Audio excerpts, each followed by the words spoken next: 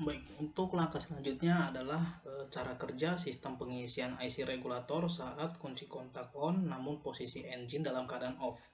Jadi di sini saya akan menjelaskan sedikit atau memaparkan sedikit bagaimana cara kerja sistem pengisian IC regulator saat kunci kontak itu dalam keadaan on namun engine atau mesin itu dalam posisi off. Oke, berikut diagramnya. Oke, seperti yang bisa kita lihat, ini adalah diagram daripada cara kerja sistem pengisian saat kunci kontak on namun posisi engine justru dalam keadaan off. Ya, pada keadaan ini atau pada saat sistem pengisian dalam kunci kontak on namun engine off, arus dari baterai ini akan dialirkan ke dua arah. Bisa kita lihat ada panah yang berwarna merah dan panah yang berwarna biru. Ini mengalir ke dua arah yang berbeda. Maksud saya ke aliran yang berbeda. Walaupun memang arahnya benar-benar sama, tapi arah alirannya ini berbeda. Seperti yang bisa kita lihat. Oke. Untuk yang pertama saya akan menjelaskan terlebih dahulu arus yang berwarna merah ini. Oke, pada saat sistem pengisian itu dalam keadaan on, namun kunci kontaknya itu diputar ke posisi on namun engine off, arus dari baterai akan mengalir ke resistor 1 pada komponen regulator tentunya, dan arus dari baterai akan masuk ke kumparan atau hambatan R1 ya, atau resistor R1, lalu mengalir ke kaki basis daripada transistor 1, lalu mengalir ke kaki emitor pada transistor 1, kemudian mengalir ke massa. Oke.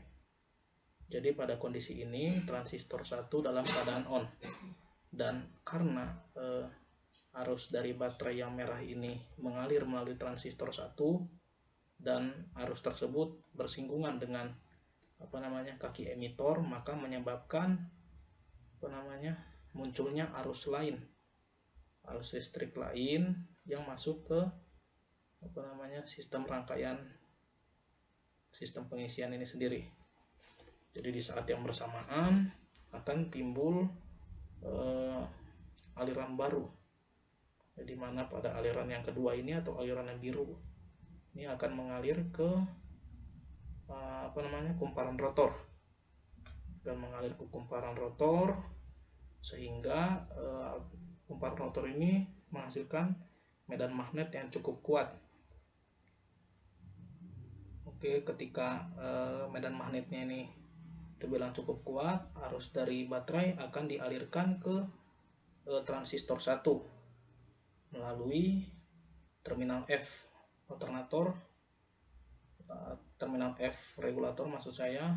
Ketika masuk, lalu akan mengalir ke kaki kolektor transistor 1, kemudian ke kaki emitor transistor 1, dan berakhir ke massa.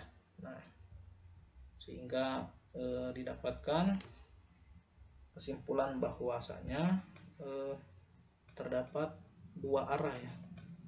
Dapat dua arah arus yang masuk ke sistem pengisian, baik itu yang masuk ke regulatornya itu sendiri maupun ke alternator.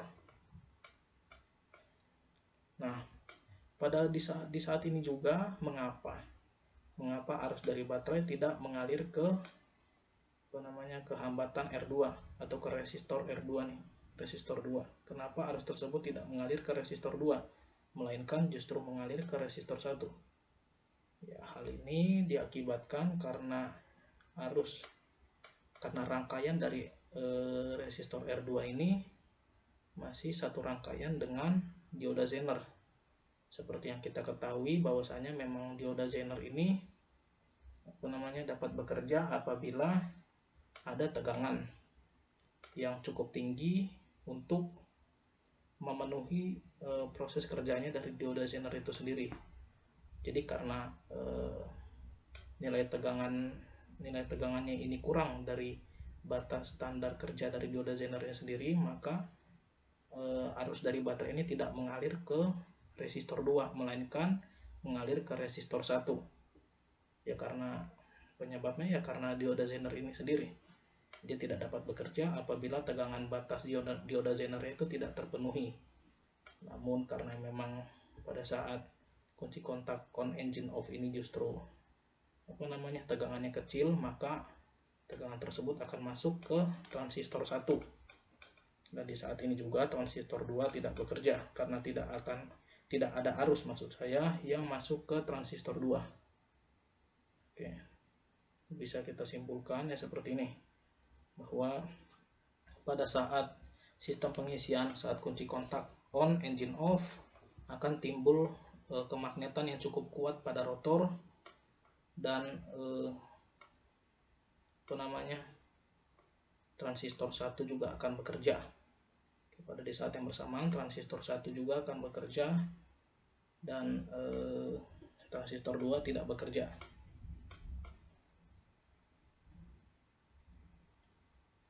Namun perlu diketahui juga bahwa dari hasil medan magnet rotornya, hasil medan magnet pada rotornya ini terbilang cukup kuat, namun rotor ini posisinya tidak berputar karena mesin pada kendaraan tersebut tidak dalam keadaan on, melainkan pada keadaan off. Jadi berpengaruh pada kumparan rotornya.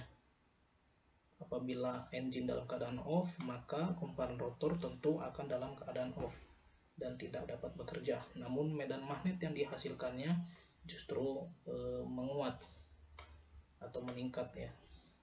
Mungkin ini saja penjelasan dari saya terkait cara kerja sistem pengisian saat kunci kontak on namun posisi engine off atau tidak hidup.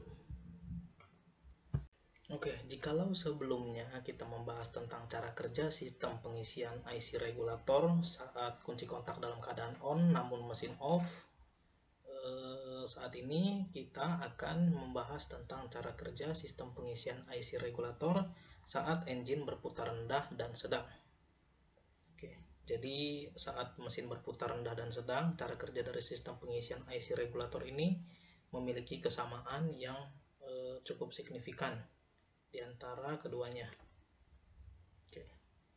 Lanjut, bisa kita lihat dari diagram yang ada di depan kita ini ada diagram cara kerja sistem pengisian saat engine berputar rendah dan sedang.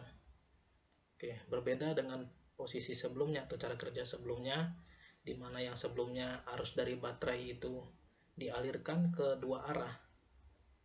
Ada yang dari ke regulator, ada yang masuk ke regulator maupun ke alternator. Namun pada cara kerja sistem pengisian saat engine berputar rendah dan sedang ini, justru arus dari baterai itu tidak keluar sama sekali untuk kebutuhan regulator dan alternator ataupun untuk kebutuhan sistem pengisian. Jadi arusnya itu tidak dibutuhkan, melainkan ada arus yang masuk ke baterai sehingga baterai dapat terisi tegangannya.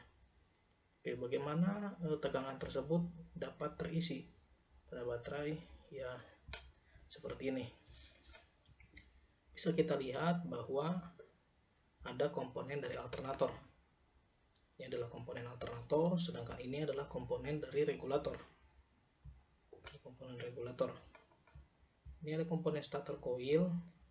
Di komponen-komponen alternator itu ada stator coil atau kumparan stator, kemudian kumparan rotor, lalu ada lagi dioda. Ada dioda, kemudian lampu CHG.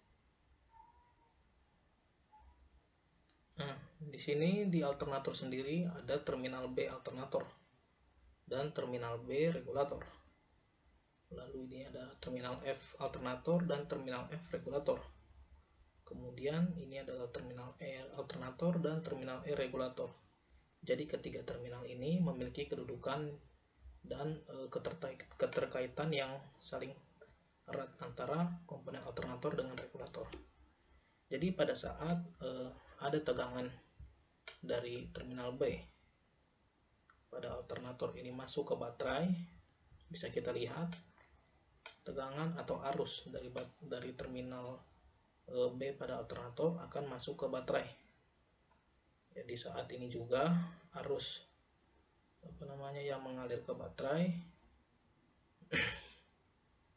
akan mengisi tegangan pada baterai, sehingga baterai dapat terpenuhi lagi atau dapat terpenuhi kembali tegangan yang ada di dalam baterai untuk nantinya dibutuhkan dalam menyuplai ataupun menyalurkan tegangannya ke sistem kelistrikan pada kendaraan. Pada saat arah aliran dari terminal B alternator mengarah ke terminal positif baterai, di saat yang bersamaan arusnya tersebut akan masuk ke ke rangkaian regulator, seperti yang bisa kita lihat dari arah panah yang merah. Dari arah panah merah ini berlawanan arah antara arah dari panah yang berwarna biru ini. Dia berlawanan arah, di mana yang terminal B, arus dari terminal B ini masuk untuk mengisi baterai, namun sebaliknya arah yang merah ini justru mengalir ke massa atau ke terminal negatif baterai. Pada saat arus tersebut mengalir ke ke komponen daripada regulator, itu akan mengalir, arusnya itu akan mengalir ke resistor 1 pada regulator, kemudian mengalir ke kaki basis, kemudian mengalir kembali ke kaki emitor pada transistor 1, dan berakhir di massa, ataupun arusnya itu akan dialirkan ke massa. Sehingga di saat ini juga transistor 1 tentu akan bekerja, karena arus arus dari terminal B alternator ini mengalir ke transistor 1. Nah, di saat yang bersamaan arus dari baterai terminal B pada alternator ini akan mengalir ke kumparan rotor pada alternator, sehingga di saat yang bersamaan timbul medan magnet pada rotor yang cukup kuat, ditambah alternatornya sendiri ataupun kumparan rotor daripada alternatornya itu sendiri berputar. Namun putaran yang dihasilkan dari kumparan rotor ini terbilang pelan, karena yang saya bilang sebelumnya bahwasanya kalau engine berputar rendah, maka akan berpengaruh juga terhadap putaran yang dihasilkan daripada kumparan rotor itu sendiri. Jadi kalau engine berputar rendah, maka kumparan rotornya pun akan ikut rendah putarannya. Namun medan magnet yang dihasilkan pun akan tetap tinggi, akan tetap hampir menyentuh angka kuat. Lalu arus yang mengalir dari terminal B alternator ini, arus yang ada di terminal B alternator ini dialirkan ke kumparan rotor, akan dialirkan kembali ke terminal F pada regulator, kemudian masuk ke kaki kolektor pada transistor 1, lalu dialirkan kembali ke kaki emitor transistor 1. Ya, di saat ini juga arus akan mengalir ke ground atau ke massa. Oke, jadi di sini ada 3 peristiwa atau 3 arah arus. 3 arah arus yang bekerja di sistem pengisian saat engine berputar rendah, di mana arus dari B itu ada 2 arah. Yang pertama masuk ke baterai, sehingga baterai dapat mengisi tegangannya, dan yang kedua arus dari terminal B alternator ini juga akan mengalir ke kumparan rotor, lalu ke massa melalui transistor 1. Oke.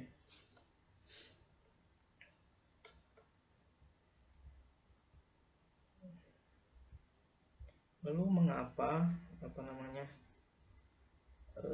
pada saat arus yang berwarna merah ini atau panah yang berwarna merah ini tidak mengalir ke resistor 2? Ya, jawabannya hampir sama dengan cara kerja sebelumnya, bahwa tegangan yang dibutuhkan untuk memenuhi kebutuhan regulator masih belum tercukupi, sehingga arus tidak dapat masuk ke resistor 2 atau ke rangkaian dioda Zener. Bisa kita lihat nih dari diagram tegangan ini nilai batas minimum daripada dioda Zener. sedangkan tegangan yang dihasilkan pada saat engine berputar rendah itu masih di bawah batas minimumnya, sehingga arus tidak dapat mengalir ke resistor 2, melainkan mengalir ke resistor 1. Ya, pada saat ini juga arus tegangan yang bisa kita lihat ya, tegangan dari terminal B pada saat engine berputar rendah itu hampir menyentuh angka 14,8 volt ya, atau 14 volt, sehingga pada saat putaran rendah tegangan dari terminal B-nya akan meningkat. Berbeda ketika saat sistem pengisian berbeda pada saat sistem pengisian itu dalam kondisi kunci kontak on namun engine dalam keadaan off, di mana sinyal yang yang terdapat di terminal B terbilang rendah. Namun pada saat engine berputar rendah itu justru medan magnet yang dihasilkan rotor dan tegangan di terminal B itu semakin meningkat. Oke, jadi dapat disimpulkan ada tiga kejadian penting maksud saya pada saat sistem pengisian ini saat engine berputar secara rendah ataupun pada saat engine berputar sedang, dimana pada saat cara kerja ini juga arah arus dari B itu akan mengisi baterai, kemudian tegangan dari terminal B akan semakin tinggi ataupun makin meningkat nilainya dari yang sebelumnya jauh dari 14,8 volt, kini hampir mendekati 14 volt atau mendekati angka maksimal dari tegangan outputnya ya. Kemudian di saat yang bersamaan juga medan magnet pada rotor tetap meningkat hampir menyentuh angka kuat. Namun yang membedakan adalah keadaan rotornya saat ini. Yang sebelumnya di cara kerja sebelumnya komponen rotor tidak dapat berputar, namun pada saat engine berputar rendah atau saat engine berputar sedang, alternator justru pada kondisi ini dapat berputar. Dan tetap pada cara kerja sebelumnya, dioda Zener pada kondisi ini tetap masih dalam keadaan off karena arus tegangannya atau besar tegangannya yang dihasilkan masih kurang dari tegangan batas bekerjanya dioda Zener. Oke, mungkin begitu saja. Dan satu lagi, dari dari tidak adanya arus yang mengalir dari resistor 2 ke dioda Zener ini, arus yang mengalir ke transistor 2 tidak ada, sehingga transistor 2 dalam keadaan off namun transistor 1 dalam keadaan on. Mungkin itu saja yang bisa saya sampaikan terkait cara kerja sistem pengisian saat engine berputar rendah dan sedang. Baik, untuk langkah selanjutnya saya akan menjelaskan cara kerja sistem pengisian IC regulator saat engine berputar cepat atau tinggi. Oke, kita akan membahas tentang cara kerja sistem pengisian IC regulator atau regulator elektronik saat engine itu berputar cepat atau tinggi. Oke, pada saat engine berputar tinggi, sistem pengisian akan dapat bekerja seperti diagram ini. Bisa kita lihat diagramnya. Oke, pada kondisi ini tetap arus dari B, alternator, akan mengalir ke baterai. Sama seperti halnya cara kerja sistem pengisian yang pada saat engine berputar sedang atau berputar rendah. Arus dari B akan mengalir ke baterai, lalu mengisi tegangan baterai yang ada di dalam baterai itu sendiri. Nah, ketika arus tersebut mengalir ke baterai dan mengisi tegangan, maka akan ada arus yang mengalir kembali ke rangkaian yang lain, sehingga timbullah arah arus yang tidak beraturan, di mana yang biru ini mengarah lurus ke baterai, sedangkan yang merah bertolak belakang dengan pergerakan ke baterai, ke arah baterai. Oke, pada saat arus dari baterai ini, arus yang mengalir ke baterai ini sudah masuk ke baterai, akan ada arus lain yang masuk ke komponen regulator. Oke, namun perlu diingat juga bahwa pada saat engine berputar tinggi, tentu tegangan di terminal B akan semakin meningkat. Tegangannya akan semakin meningkat dan bisa kita lihat dari diagramnya, tegangannya ini besarnya lebih dari 14 volt. Lebih dari 14 volt.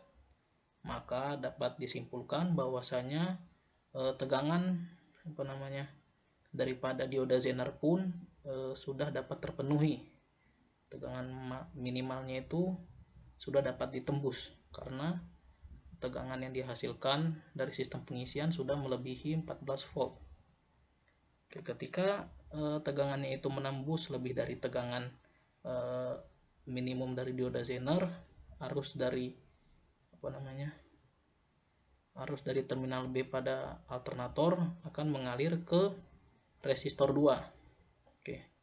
Akan mengalir ke resistor 2, lalu akan menembus dan masuk ke dioda Zener. Sehingga di saat ini juga arus tersebut akan mengalir ke kaki basis pada transistor 2 dan mengalir ke kaki emitor pada transistor 2. Sehingga dari hal ini memicu arus yang masuk dari arah lain ke transistor 2.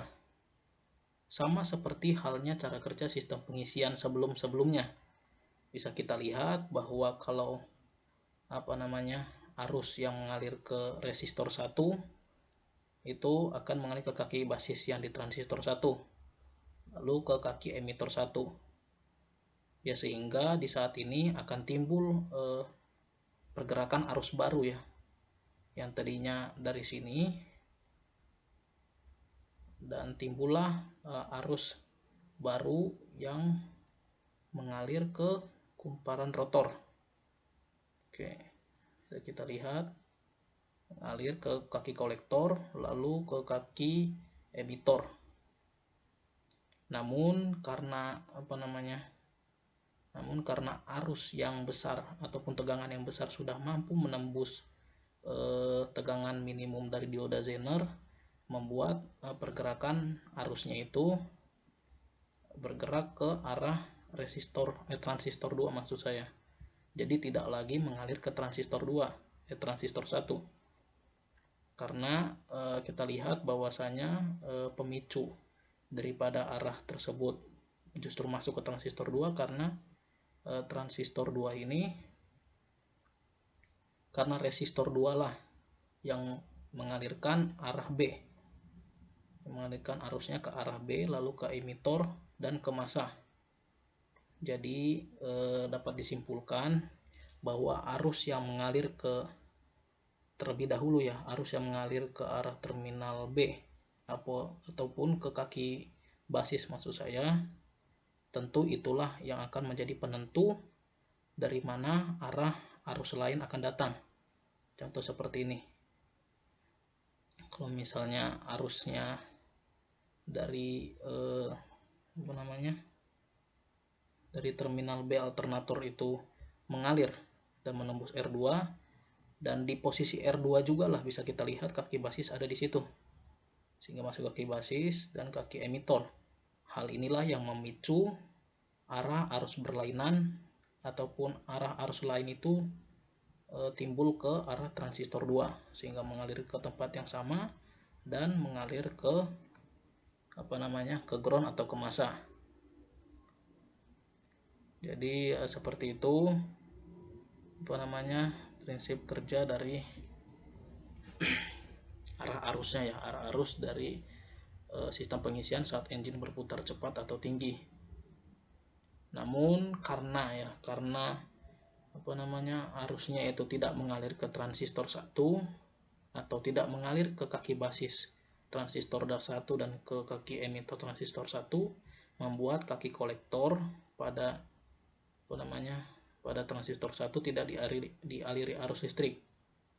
Sehingga di saat ini juga tidak ada arus yang masuk ke kumparan rotor, sehingga didapatkan kemagnetan ataupun besar medan magnet pada kumparan rotornya itu melemah karena tidak ada arus yang mengalir ke kumparan rotor.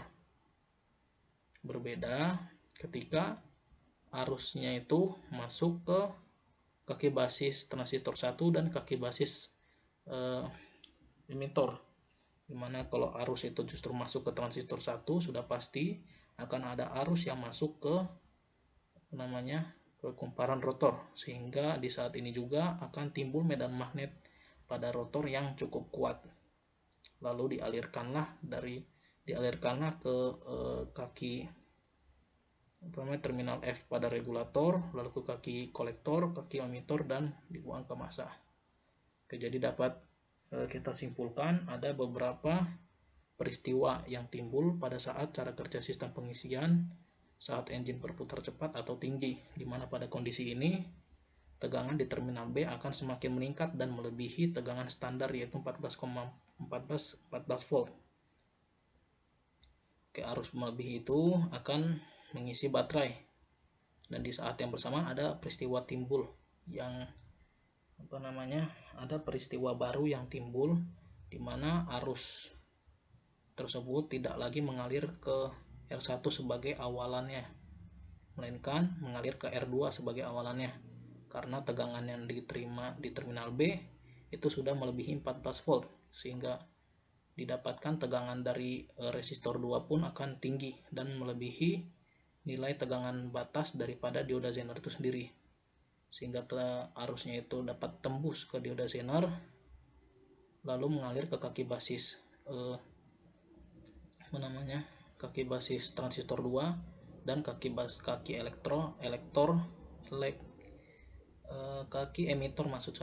emitor transistor 2, sehingga di saat yang bersamaan arus akan mengalir ke resistor 1 dan mengalir ke kaki kolektor di transistor 2, lalu ke kaki emitor dan berakhir ke massa.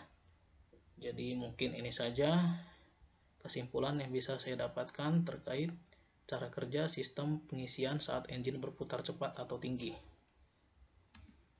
Dan akhirnya pemaparan ataupun penjelasan dari sistem pengisian IC regulator itu sudah tuntas atau sudah usai. Jadi saya sangat berterima kasih kepada teman-teman yang sudah menyaksikan hingga selesai video ini. Dan saya juga mengucapkan banyak terima kasih kepada Bapak Adit yang sudah membimbing kami dalam memajukan